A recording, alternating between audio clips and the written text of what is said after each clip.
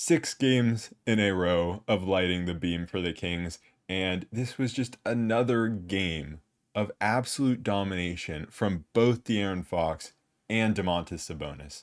30 from Fox in 31 minutes, 6 threes, 6 for 10 from 3. I believe that ties a career high. Sabonis, 32 points, 13 rebounds, 6 assists, only 1 turnover. Fox had 0 turnovers. Sabonis went perfect from inside the three-point arc, 13 for 13. He went 0 for 2 from 3. But this was a big win against a team in the Mavericks that has been playing super well. Kyrie and Luka were making some tough shots at times, but it really was the Kings defense that was really good in this game, but also it was the Kings pushing the pace. Just at times it got absolutely frantic in that third quarter, just super crazy, guys blowing layups, turnovers, but the Kings just kept going and forced the Mavericks into a track meet, and the Mavericks were on the second night of a back-to-back, and they just lost their legs at the end of the third quarter and into the fourth quarter there, and that's when the Kings took control of the game and blew them out. And I just want to say a massive thank you to the Kings for making this a blowout so early, because this game would have taken forever if it was close going into crunch time. Because, I mean, already in the first quarter, this game was so slow. And that's just how the Mavericks play. Not necessarily slow in terms of pace of play, but just so many foul calls that slowed the game down. And I said to myself coming into this game, I was like, Luka's going to get every single call. Just try not to let it get to you. And, I did my best. Just an absolutely miserable player to watch, throwing his head back every time. But what I loved from the Kings was they didn't let it phase them. Everything was getting called in that first quarter. I thought the Kings came out in the first quarter and had pretty solid effort on defense, good rotations, just forcing the Mavericks to make tough shots. And you just have to live with some of the shots that Luka and Kyrie are going to hit, and you have to live with some of the foul calls that they're going to get. But eventually, the foul calls stopped coming in such big numbers, and the refs started letting them play a little bit, and that's when the Kings got out to a lead. I thought everyone did a really good job defensively. Duarte starting for the injured Kevin Huerter, who has a sprained finger in his non-shooting hand. He should be good to go in not too long, but Duarte did a great job stepping in, getting the assignment on Kyrie Irving. Only 3 fouls against Duarte. Pretty good for him, especially in 33 minutes. I mean, that was just something I came in worried about. Worried about foul trouble. Keegan Murray did get into some foul trouble. He was guarding Luka, so of course that's going to happen. He ended the game with 5 fouls in 33 minutes, but it wasn't too much of a problem. He did a really solid job on Luka. Barnes did a solid job on Luka. Barnes had one of his better games in a while. I think guarding a guy like Luka kind of plays to Barnes' strength, which is not speed and quickness. It's strength and making the right decisions. And so I thought he did a pretty good job of that. I was worried when he got switched on to him early and he was guarding him more. But he did a really good job. Sabonis did a good job when he got switched on to Luka. And the whole team did a good job in rotations because they were in rotation a lot to try to take away the two main guys for the Mavericks and force other guys to hit shots. Sabonis came out super aggressive, and the Mavs allow a lot of points in the paint. They start a rookie center in Derek Lively. They just don't have much size. They have Dwight Powell coming off the bench as their center. That's not good. And Sabonis absolutely punished them. Sabonis has been better this season than he even was last season. And it's just because he's picking his spots of when to actually go and look for his own shot really well. And I feel like there were just so many times last season where he just wasn't looking to score at all. And now when he has mismatches, he is scoring. And then as the game went on, he would get the ball in the post, and then the Mavericks would have to throw bodies at him. And then that's when he can really excel in his passing. The same kind of went for Fox, who came out and went on a little 8 point spree by himself, knocking down two tough threes. And then the Mavs started throwing bodies at him. And I think it took a few possessions for the Kings to really figure out what to do when the Mavs threw bodies at Fox. And at the end of the first quarter, it was a bit rough. And then the Kings kind of figured it out, and Sabonis came back into the game. And that's really how they figured it out, is Fox gets doubled, well, throw it to Sabonis on the short roll. And then that's like a dream scenario for Domas, who's going to thrive with that type of space and the shooters around him. He can either go right at whoever is the help defender under the rim, because usually it was Lively going out to defend Fox and help onto him. And so Sabonis could either go right at whoever was in the paint, or he could dish it out to a shooter. And it helped the big time that Duarte came in and was knocking down his shots, that Monk was knocking down his shots. Barnes struggled from three. Keegan still hasn't really found his 3 point shot, but those two did a good job of scoring in other ways. Barnes was able to do more what he did last season on the offensive side of the ball. This season, other than the first game of the season where he scored like 33 points or whatever it was, he's been pretty poor offensively on both sides of the ball. This game was much better on both sides of the ball, but offensively he looked so much better, so much more like himself, of attacking off closeouts and getting to the rim, drawing contact, and just making things happen by attacking the rim. There was a point in the fourth quarter where the Kings had a double-digit lead, but it wasn't quite safe yet, and they took both Fox and Monk out of the game, inserted Sabonis into the game, and the lineup was Sabonis, Barnes, Duarte, Davion, and Kessler Edwards. And right then I was thinking, this could go really badly. This looks like the type of lineup where they just can't find anything offensively. They turn the ball over. The Mavs are just able to run it back the other way, hit some threes, get some dunks, and quickly cut into this lead. But instead, Barnes right away attacks the basket and creates an open floater for Sabonis. Sabonis knocks that down. Then there was a timeout. And just him right away attacking and getting that group off to a good start was huge. Because in the past few games, like the game against the Lakers and the game against the Cavs, we've seen the Kings start to give up leads in the fourth quarter just through turnovers. And that Barnes, Sabonis, Duarte, plus other defenders looked like a lineup that could do that. But then that lineup was able to get enough stops after that, and the game was put away. And also it helps that Sabonis was being so aggressive and looking for his offense, because in those other games, it was when Monk was on the floor rather than when Sabonis was on the floor. And so it's more worrying when it's Sabonis on the floor, but he's not looking for a shot and he is without other creators. But when Sabonis is on the floor and he's being aggressive, it allows the Kings to get away with just having more guys that are going to spot up on the perimeter and shoot threes. A huge thing that the Kings started to do in the second quarter was offensive rebounding. In the first quarter, they had 0 offensive rebounds. They lost that quarter 36-35. And then they just started punishing the Mavs inside. And it started with Sabonis just parking himself down low. But other guys were doing it as well. JaVale McGee was offensive rebounding. McGee was kind of wild in this game. He immediately got into, a little bit of a scrap with Tim Hardaway Jr., and he had some bad decisions, I think, just kind of getting amped up from going against his former team. There definitely seems to be some bad blood there, but his offensive rebounding was good. Barnes, Keegan, Fox, they were all helping out on the offensive boards. And that was a moment in the fourth quarter when the game was pretty much out of reach, but not totally. And then the Kings had a possession where they got 3 offensive rebounds. I think it was 3.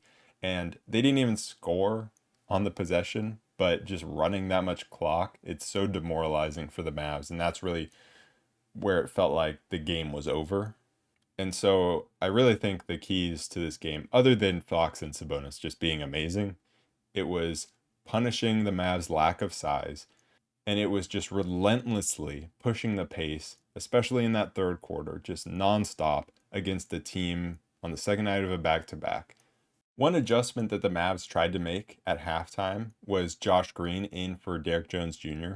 I thought it was a good move, and the reason they did that was because Derrick Jones Jr. was actually being guarded by Domantas Sabonis. Barnes was on Lively, and the reason they did that is Derrick Jones Jr. isn't a great shooter, and so Sabonis didn't really have to play him too much on the perimeter, and the Kings wanted Barnes to be the guy switching on to Luka when Lively would go set the screen.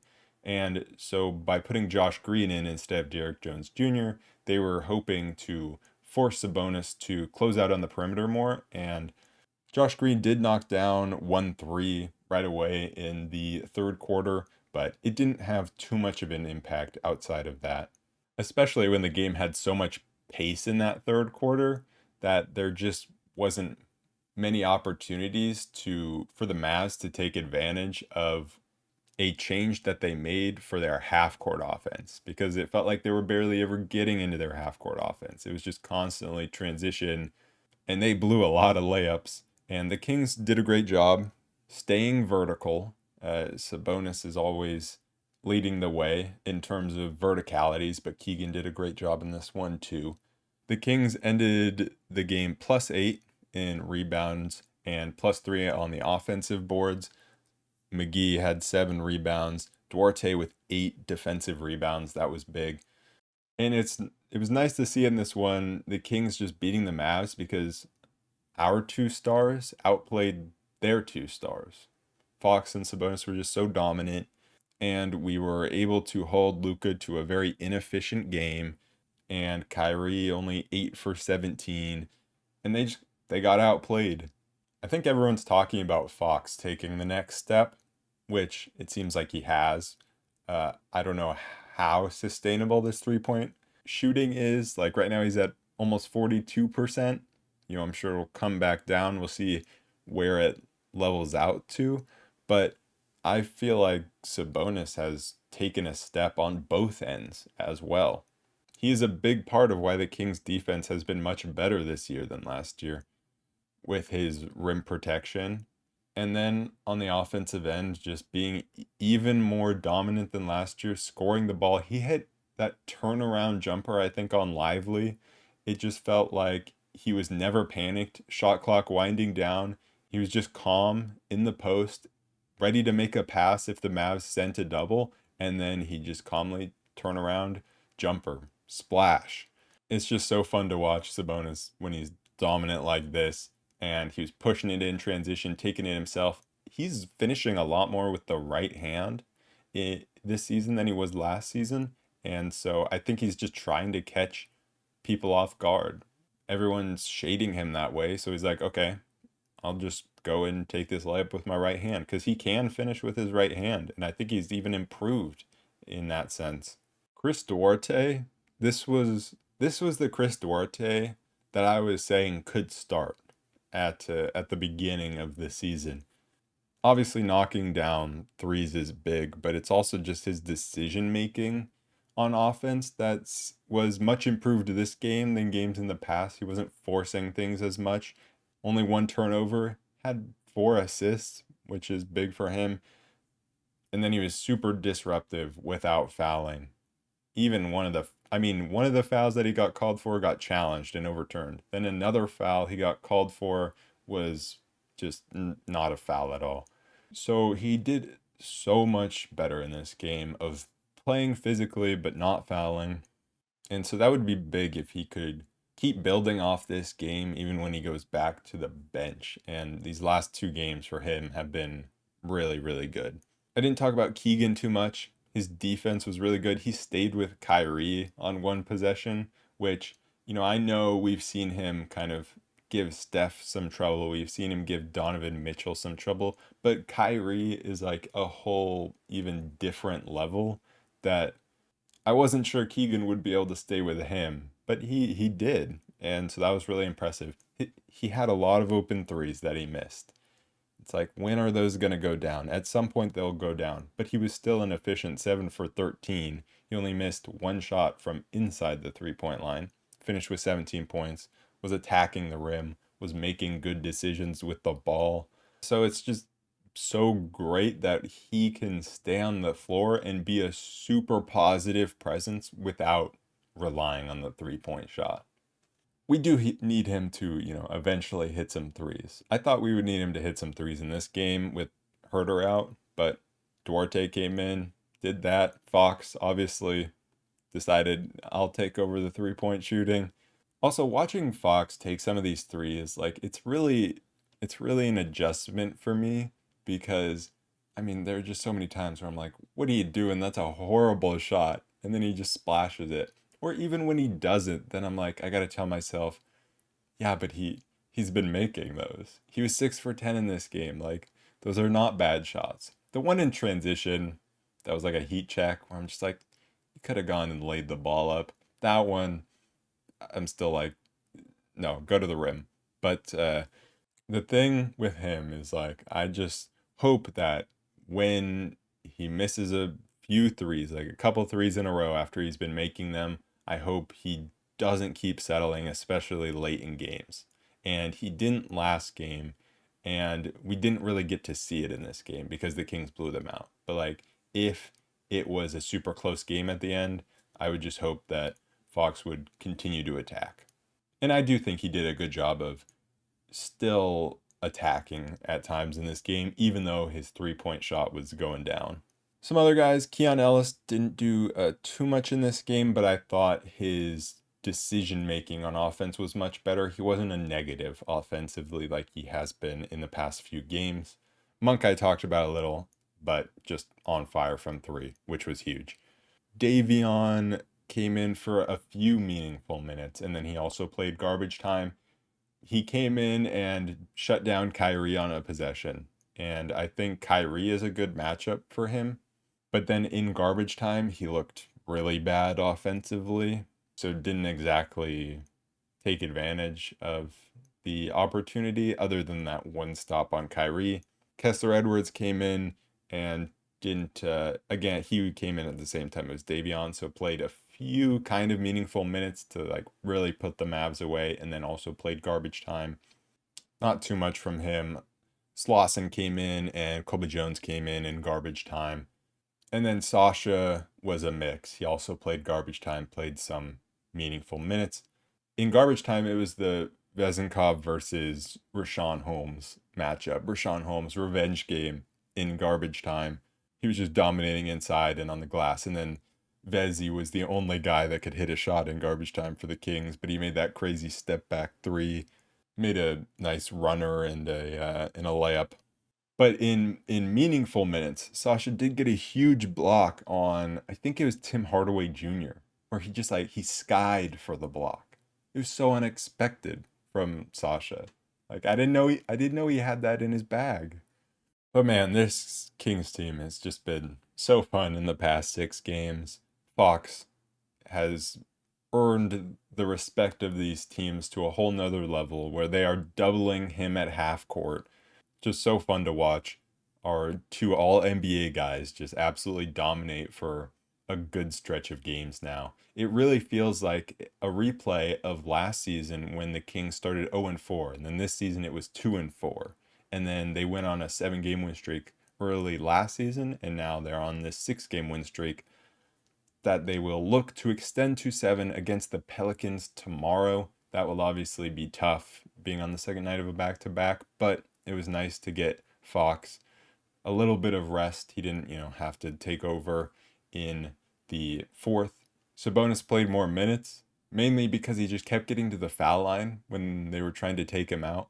So they eventually had to call a timeout. But the main thing that I take away from this game, other than, wow, Fox and Sabonis are really good, was just the commitment to defense and the discipline that this team showed of not letting these foul calls get to them, not reaching in and trying to make crazy plays because you're angry that these fouls are going against you. They just stayed with it, Sure, Luka can hit a tough step back three, but you don't really need to do too much different on the next possession. Just keep contesting it.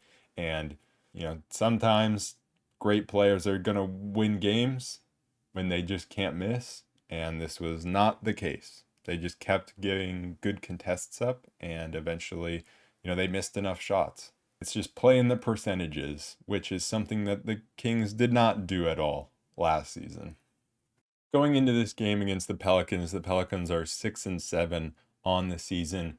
We'll see. Maybe Kevin Huerter will be back because I don't think his injury was too bad. I mean, he came back into the game even when he had the injury, and he knocked down that big three.